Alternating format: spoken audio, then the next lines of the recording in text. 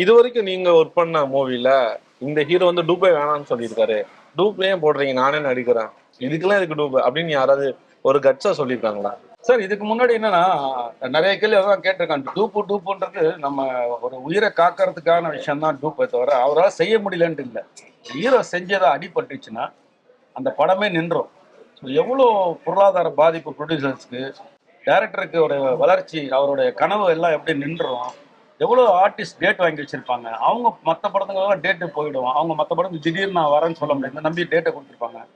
எவ்வளோ கொலாப்ஸ் ஆகும். ஒரே ஒரு ஸ்டண்ட் இயக்குனர் வந்து தவறு செஞ்சால், ஒரு நடிகருக்கு அடிப்பட வச்சால் எவ்வளோ பாதிப்பு வரும். அதுக்காக தான் நாங்கள் டூப்பே எடுத்துட்டு வந்தோம் ஆரம்ப காலத்துலேருந்து. ஆனால் அப்படியே வர வர வர வர அந்த டூப் காலங்கள் போக போக நடிகர்கள் ஸ்கில் ஆரம்பிச்சாங்க. ஸ்கில்ட் ஆகி அவங்கவுங்க பண்ண ஆரம்பிச்சாங்க. இப்போ எம்ஜிஆர்னா அவர்கிட்ட நீங்கள் வந்து கொம்போ கத்தி சண்டையோ மல்யுதமோ அந்த மாதிரி எந்த ஆக்ஷன் கொடுத்தாலும் அன்றைக்கி பண்ணுறாரு.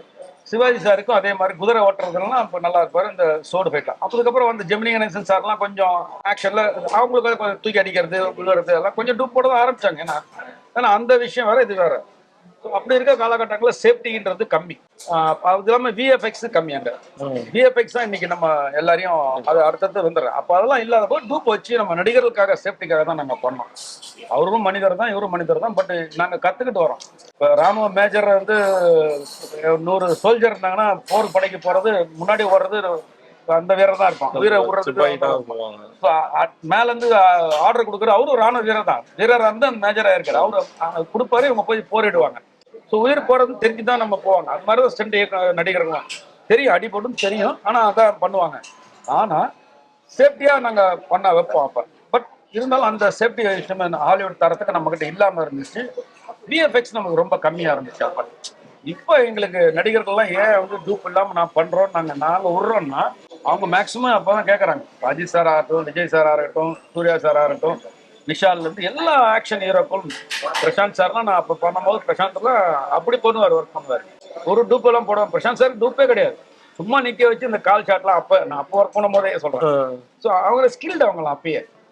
அப்போ வந்து அடிப்படக்கூடாதுன்னு ஒரே ஒரு காரணம், ப்ரொடியூசர் லாஸ் ஆகிடக்கூடாதுன்னா நாங்கள் போய் காம்ப்ரமைஸ் பண்ணுவோம். சார் வேணாம் சார், சின்ன விஷயம் சார், ஒரே மேலே வந்து குதிக்கிறது தான் சார். ஏன்னா இதுக்கு உதாரணம் நான் ஒன்று சொல்கிறேன். என்னுயிர் தோழன் சொல்லிட்டு ஒரு படம் வந்துருக்கு. அதில் நடித்த பாபுன்னு ஒரு ஹீரோ. டூப் போடுறது கேவலமாக டூப் போட்டு தான் அப்படின்னு சொல்ல நடிகர்கள் செய்வாங்க. ஆனால் அந்த நிகழ்ச்சி நடந்தது அதே நேரத்தில் அந்த என்னுயிர் தோழன் பாபு ஒரே நேரத்தில் 7 படம் புக் ஆயிடுச்சு. அந்த படம் என்னுயிர் தோழனுக்கு அப்புறம் 7 படம் அவர் ஹீரோவை நடிக்கிறாரு. அது 2வது படம் ஒரு ஷூட்டிங் ஸ்பாட்ல மாஸ்டர் சொல்றாரு, வேணாம் மேலேருந்து ஜம்ப் பண்றது இல்லை அட்டை பாக்ஸ் தானே இருக்கு, ஃபைட்டர் குதிச்சார்ல நான் குதிக்கிறேன். இல்லை சார், ஃபைட்டர் வந்து டெக்னிக்கல் இருக்கும்.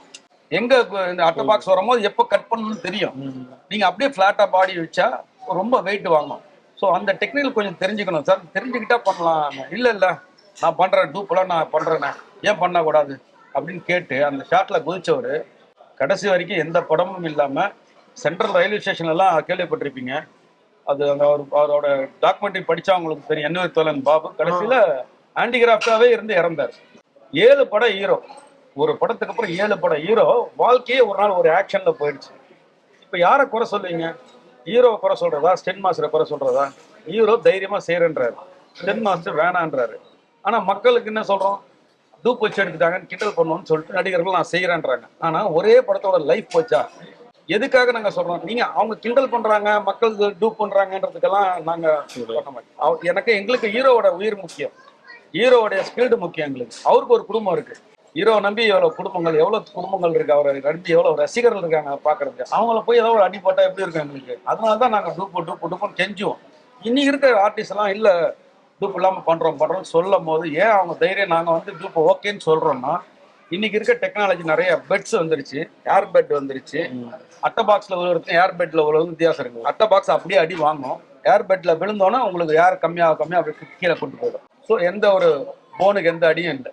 அன்னைக்கு ஃபைனல் கார்டு அன்னைக்கு அடிப்படலாம். இன்னொரு பெரிய ஹீரோ அன்னைக்கு, அவரை பத்தி நீங்க விசாரிச்சு பாருங்க. அப்பேற்பட்ட ஹீரோ ஒரே எந்த வருஷம் அது கரெக்டா வருஷம் சொல்ல தெரியல, நீங்க அவரை பத்தி விசாரிச்சீங்கன்னா தெரியும். அவ்வளவு கஷ்டப்பட்டு இறந்தார். ரொம்ப அவரோட இது படிக்குமா அவ்வளோ சூப்பரா ஒரே படத்துல பெரிய லெவலுக்கு வந்துட்டார். ஒரே படம் தான் என்னுயிர் தோழன். ஒரு படத்துல நாங்கெல்லாம் ரசிச்சோம். சவுத் மெட்ராஸ் ஒரு பாஷையில இப்படி ஒரு நடிகை உதவி இயக்குனராக இருந்தார் பாரதி ராஜா சார்கிட்ட. போயிட்டு ஹீரோ வராரு, இவ்வளவு கஷ்டப்பட்டு இறந்தாரு. அந்த ஒரு டூப் வேணான்னு சொன்னதால நாங்க அடம் பிடிக்கிறோம் போடுங்கன்னு வேணான்னு சொல்லி குதிச்சிட்டாரு.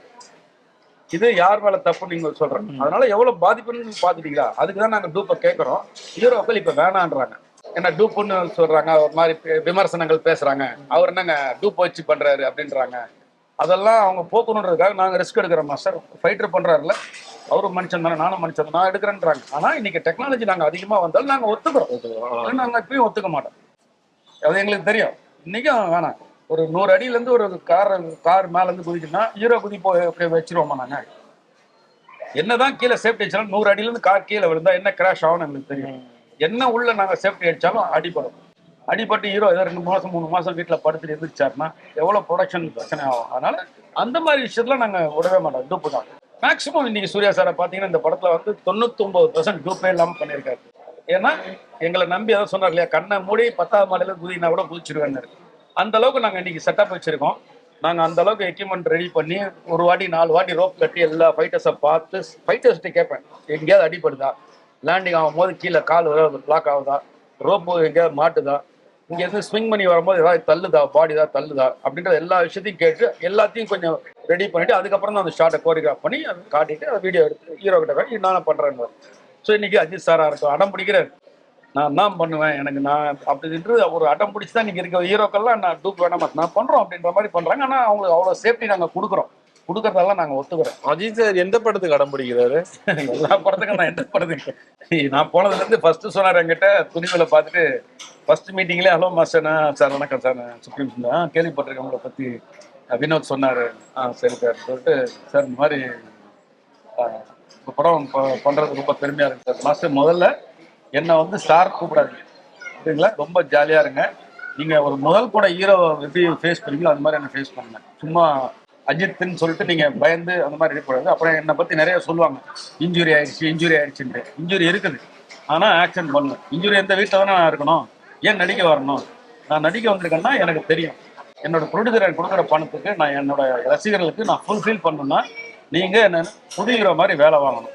என்னால முடியலன்னு ஒரு கட்டம் வரும்போது நான் சொல்லுவேன் உங்ககிட்ட, மாஸ்டர் எனக்கு முடியல பெயினா இருக்குன்னு சொல்லுவேன். அப்போ வண்டி மாத்தீங்கன்னாரு.